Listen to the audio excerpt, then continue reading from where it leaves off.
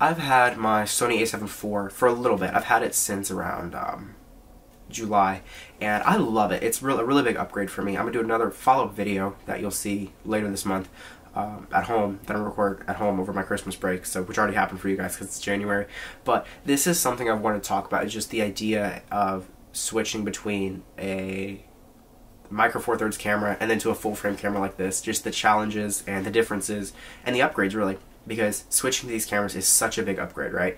And so I'll get into more of like the actual comparisons when I get home and see if that camera's actually wanting to behave, because if you didn't know, that camera had a sensor issue, because that one has a floating sensor. To get your full sensor exposed to the lens and what's coming in, it has to bring it up by like 1/8 of an inch, and so if the sensor won't stabilize and won't level itself up in the frame, it won't shoot, and you'll get really weird images. And so it was shaking a lot, vibrating. That's a whole other video probably to talk about. I might not, but that's one of the big reasons I upgraded to this, because I was like, I could get something else cheap because I have some lenses, or we can just go full frame, just go all the way, get into that ecosystem. And that's what I decided to do, especially as I'm going forward and doing a lot more photography. And just, this is going to propel me into the market space a little bit more professional camera, more professional look, of course. And so just a lot of these things rolled into it. So there's 4 main points I really wanted to talk about with this video, and they are the sensor size, the speed at which it captures and reads and writes, holy cow, it's insane, the files and the file size they're in, and how far this camera can be pushed. So let's talk with sensor size. So, of course, a micro four thirds sensor, I'll show up a graph here. I talked about this in a previous video. If you want to look at that, I'll have it linked below, talking about the DMC GX85.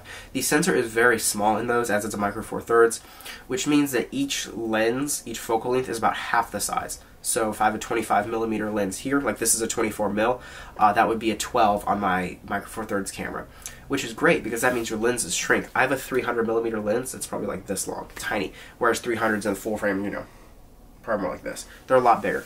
It's around twice as big, even just the lenses. Of course, there's different sizes and different sciences behind it. Of course, there's APS-C, and that provides a whole nother sensor size. There's full frame, cropped, whole 9 yards. I'm not going to go all on that. That might be another video. Hey, I'm going to write that down in my little notebook here. Yeah, so the sensor size is much bigger on this, so this allows for a lot more light to come in. This is something we talked about actually with the GoPro Hero 10 compared to the GoPro Hero 9 and 7 and 8, just like how the bigger the sensor, the more light. Now, megapixels does count and add into that a little bit, but not always. So this is a 32 megapixel camera and a full frame sensor, so very big with higher pixel count, so it's going to get you a lot more sharpness, but it's also going to allow so much more light to come in and add a lot more vibrance. Like the room I'm sitting in is actually pretty dark, but as you can see, this video does look pretty bright, which is really nice. Also, the bigger the sensor,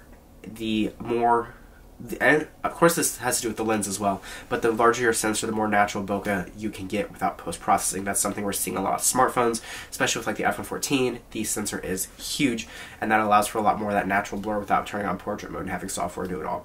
Now, it is good, but the next topic, size. Now, size of files, because sensor size of files kind of correlates.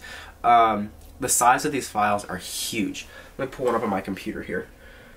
These, like when I say these are big files, I mean huge files. So each one of these files, like I'm talking like 40 megabyte images. These things are huge, and just like having files this big adds a lot more editability. Of course, I can shoot more compressed, but also this camera, fun fact, it allows me to shoot a lot different of formats. So I can shoot JPEG, I can shoot RAW, I can shoot lossy JPEG, I can shoot lossless JPEG, and I can shoot compressed RAW, full RAW, and then just like all these other versions of RAW as well. I can also shoot high efficiency image capture, hike. I can shoot those as well, which is really nice. And just having these abilities in these different formats, these different size files to do, it's really great. Of course, I can do cropped, I can do small, medium, or large format images, and again, that's going to change with that variation on the image file size. So with file size comes speed. Now, I have pretty fast SD cards. They're reading right around 150 megabytes a second, but a lot of that also has to do with the cache on the camera. No, I'm not talking like physical cache, like there's cache, like DRAM cache type thing. It's not exactly what it is, but it's kind of the same idea if you know computers. And this camera kind of has a computer inside of it. This camera can shoot like 30 images, like non-stop, like 30 images. And then it can write those to the card, and depending on the image format and the image size you're going for, it can just shoot non-stop. Now JPEGs, this camera, if I don't put it in high plus mode, I've put it in like a medium shutter mode, it can shoot non-stop until I let go of the shutter. I'll switch over to a different camera at the end of this video when I get back home to compare it to my other camera, and I'll just show you how insane this camera is with an SD card in it, because this thing can just fly.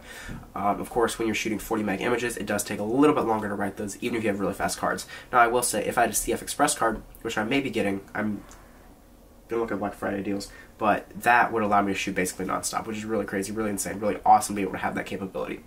So files, of course, they're huge. That adds a lot more editability, and I'll probably do an editing comparison, just talking about like iPhone RAW versus my Panasonic RAW versus GoPro RAW versus these. And just as the sensor gets bigger and bigger and bigger and bigger and bigger and bigger and bigger, bigger and bigger and bigger, it just has a lot more. You can pull a lot more from a dark image. So I'll probably take some really dark images and just compare them on all of them, just to allow you to see the insanity. Of course, we've seen pretty insane dark mode, like on the GoPro night 30-second exposure. Those are absolutely insane files. Not as far as editability, but how much it can actually pull out and how sharp it does it too, especially when you give it really good parameters there. Of course, the iPhone does do decently well with night mode, not insane, but it does add some of that to it. And this camera, I haven't taken a lot, but it is up there with the rest. It is an insane, just like the amount of sharpness that this can actually pull. And of course, you're even seeing that with the video you're seeing here, because this is a darker room, but it still has me very well exposed. I mean, we're only shooting at, I'm not even sure what our ISO is at right now, but it's not that insane, I'm sure. And we're shooting at 60 frames, 160 to the second at an f3. So not that insane, but just the ability to make this look as bright as it is, and have this much, I'll have as much editability as I will in post. And that'll be another video, so I'm going to write down. Now that'll be really interesting, because I have a couple videos planned while I'm at home. I'll do some stuff with my iMac, because I know you guys have been wanting some of that. And then, of course, some other videos as well. But yeah, so thank you guys so much for watching this video. A little bit of a shorter one, just talking about this camera. I'm going to go into, of course, more detail in another video, or just at the end of this video, I'm not sure yet, just comparing it. So I'll probably leave that to another video. But actually, there's a couple more things I want to talk about. So, you can't get rid of me yet. So obviously I have a kit lens, which is a 2470, which is a great lens. It's an f3 to an f5, I think. So nothing like to write home about. It's not like an f1.2 prime, but it does get me a lot of those. It gives me a wide at 24 all the way to 70, so it really gets those gets a lot of those really common and standard, of course, focal ranges. There we go, words. And yeah, so this is a really good camera. I love it. It's been a really big change. I did wind up using my iPhone 13 over the rest of the summer, and so that was kind of disappointing. But yeah, so that is where I'm going to cut the video here. I may actually just call this a video, and we'll just do a comparison when I get home. So, that being said, I'll catch you guys in the next video. Take it easy, fam. Peace.